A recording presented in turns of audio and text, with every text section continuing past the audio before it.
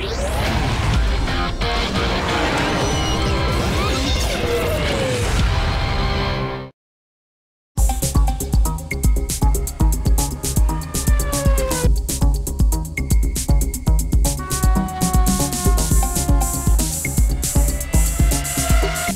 the Malaysian Grand Prix win at Sepang, Scuderia Ferrari Technical Director Pat Fry gives an assessment of the first two races.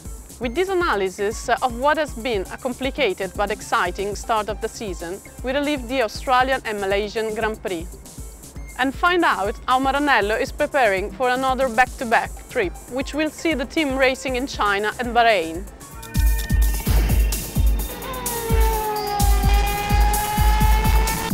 One driver leading the championship, the other one with no points. How can you explain to the tifosi this contradiction? I think it's all the various bits of circumstance, and Fernando's obviously had two very good races. Certainly the weather conditions at the last race were in our favour. Our car performs well there. He made the most of the opportunities. We've got the pit stop calls right there. The pit crew did a fantastic job. Every time we stopped, we ended up either gaining places or opening the lead out even further. So, I think certainly the last race, everything went well for Fernando. In Melbourne, obviously we had the issue in qualifying, but a good start and good first corner made up for a lot of things there. So for Fernando, it's great to be leading the championship with him.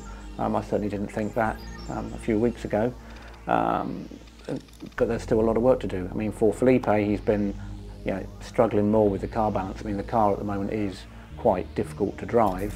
Fernando has managed to get the most out of it. For Felipe, we've been struggling to find the right balance to keep him happy, really. I mean, we're working hard at that, and we've got a lot more work to do. So hopefully we're learning all the time, and I think Felipe's race, we were on the intermediates running before, after the first set of rain, after the safety car, so after the red flag. The car balance, we had a lot of understeer in it, and we didn't know if that was the front tyres worn out or the front tyres grained. We were watching the other cars stopping and starting to pit and go quicker. So we took a gamble, and that gamble didn't pay off really. So from that point of pitting and finding out the tyres were grained and not worn out, then that was like one of the calls we got wrong from the pit wall at the last race, and that set Felipe back really. So it's been a few unfortunate circumstances for him really. Did you expect this level of performance of the F2012 after the two races? I certainly wasn't expecting to have one driver leading the championship at the moment. From the early testing, we obviously realised we've got quite a few issues that we need to sort out, and everyone at the factory are working hard at that.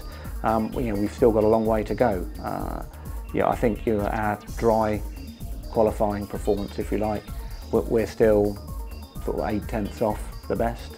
And we obviously want to be the best ourselves, so we've got a lot of work to do there. The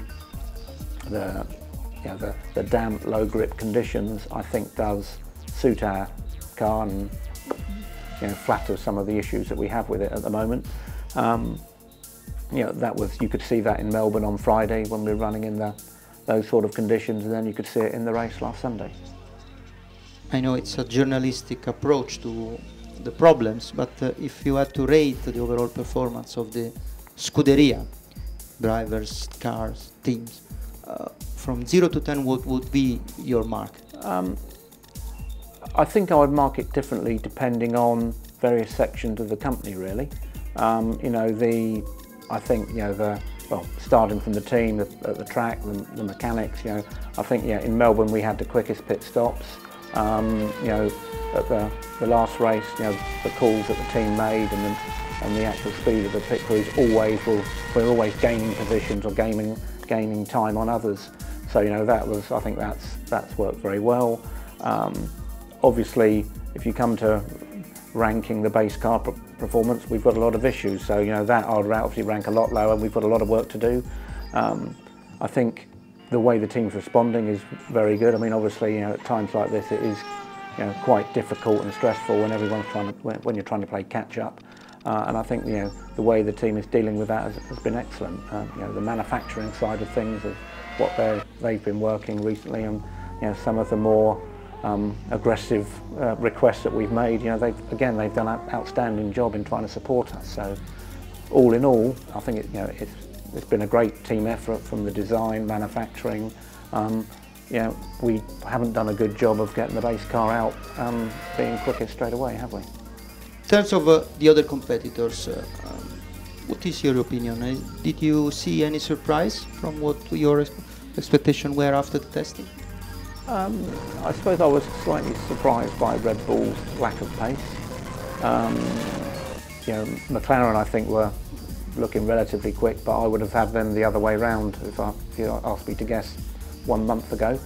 Mercedes are looking quick, but they still have a similar rear tyre degradation issues to years gone by. So they're always going to be there in qualifying, but in the race their pace drops away. And I think Lotus, the other team that have done a good job. I mean, they were looking quick all the way from the first test in Jerez. What will be the next step in the evolution of the car? There are a lot of rumors of new chassis and completely new car coming in Barcelona. What can you tell us about it? Well, we're constantly working on improving the issues that we have. Bits are coming through as we can, as we find that where we've got the issues or we find performance, we're trying to get that to the races as quickly as we can. So there's 5 updates coming for the car for China. Some are quite visible, some will be hidden and be difficult to spot. And then there's a bigger upgrade package coming through for Spain. I mean, obviously it would be nice to get some of that earlier, but we've already pulled some parts out of what we were developing for Spain. We think we can make earlier, and we should have that in China. From a technical point of view, what are the characteristics of the Shanghai circuit? Well, it's a good mixture, really. I mean, there's a lot of long, low-speed corners where you need a good front end. There's lots of braking and turning at the same time, particularly carrying speed through the first corner into the second is interesting. It's a good combination. And there's some really reasonable high-speed corners as well. And then the 1.3 kilometre straight as well with the DRS zone at the end of it should be interesting for the race. In 2012, Formula One returns to Shakir for the first round of the season. Felipe Massa runs through the characteristics of the Bahrain track and recalls memories of a Grand Prix that has often seen him standing at the podium.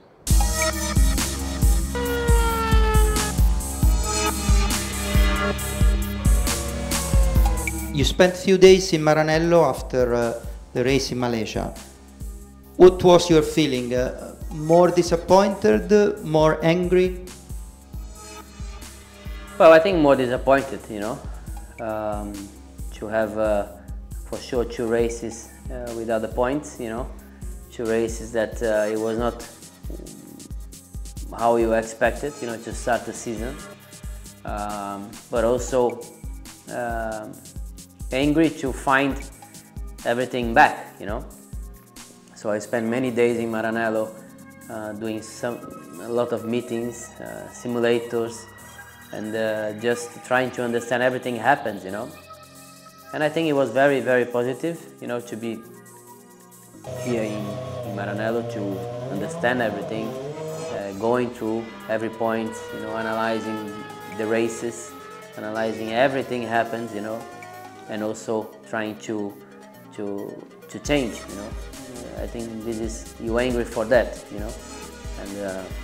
and really believe that is where we can find and what we will find. In your career you had several very difficult moments. In your view, this is one of the most complicated? Well, it's true. I mean, my career had a lot of very difficult moments, and I would say I always pass through, you know, these difficult moments, and I always change it, you know, become stronger, you know. So it's true that, I mean, the moment is not nice, and it's never nice, you know, to have a difficult moment.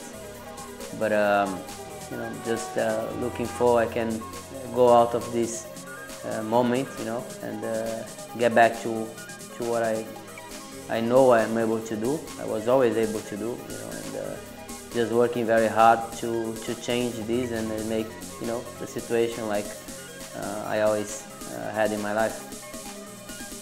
In the past days, Montezemolo, Domenicali, and Fernando as well said nice things, nice words about you. How much important is to feel the support of the team, the trust of the team? I think it's very important. I mean, the support of the team, you know, is very, very important for a driver, you know. It's very important to have the team pushing you and helping you in every direction. So I know, you know, I didn't do what the team expect, and I didn't do what I expect, you know, in the first 2 races. But you know, really doing everything I can to make myself proud again, you know, with a good result, with the good races, and arriving in the result we supposed to be, even, you know, if it's never, you know, in this moment it's never easy to win the race, you know, but we need to find the result we're supposed to be, we're supposed to have, and you know, doing everything to show back the team what I was always able to show, you know, and you know, change completely the situation we are in the moment. Bahrain has always been a very special place for you. You won there twice. You did the second place. You were in pole position. Are you happy about coming back in Bahrain? Yes, I'm happy. I think it's a very nice track. I always enjoy to race in Bahrain. I always have had great results in this track, so I think it's very positive to be back there, you know, to race in Bahrain. And you know, I always enjoyed Bahrain as well, you know, the place, and so hope we can have a good race there and a similar result we always had in this track. Can you describe us the main characteristics of the track and what a car needs to be a winning car there? Well, Bahrain is a track that you have some straights, long, a lot of strong brakings, you know, straight line brakings, slow corners, traction is very important. So, but also looking how long is the straights is important to have a good speed as well, you know, a good top speed. So I think if you can put all these three things together, you can have a competitive car in Bahrain. So we're working for that. Bahrain is one of the tracks which look to be very special for you, like Turkey, like Interlagos. What is your opinion? Why there are tracks which are special in terms of the result, in terms of feeling driving there? Oh, I think every driver, you know, prefers some kind of tracks compared to the other kind of tracks, and I think Bahrain, Turkey, and Interlagos is 3 different types of tracks, you know. So Bahrain you have these long straights, you know, strong braking, straight line brakings, you know, slow corners, traction, you know, even some high speed, but you know, less than these difficult corners. Turkey you have a lot of high speed corners, a lot of change of directions, and Interlagos is also a completely different layout, you know. So I think this is, you know, just maybe related to the driver, that you enjoy the track, you enjoy the corners, you know, it's more your type, you know. But it's difficult to explain, you know. So even the supporters, you know, tifosi. In Bahrain you don't have so many people, you know. In Turkey as well was always empty. But Interlagos is always full of people, you know, supporting you. I think this is also something that helps you as well, you know. As a driver, when you know that you are going to race in a place which you've been competitive in the past. Does it make you a bit happier? Yeah, I think so. I think, you know, the psychology, you know, point is always important, you know, to you know, positive histories always help, you know. So I think it's, you know, it's important, you know, to race in a place that you always had a good result. I think helps you more. With Luca Lenzi, Scuderia Ferrari electronic engineer, we find out more about KERS, the system which partially recovers the energy generated during braking, in mechanical or electrical form, which can they be reused to drive the vehicle or power its electronic systems.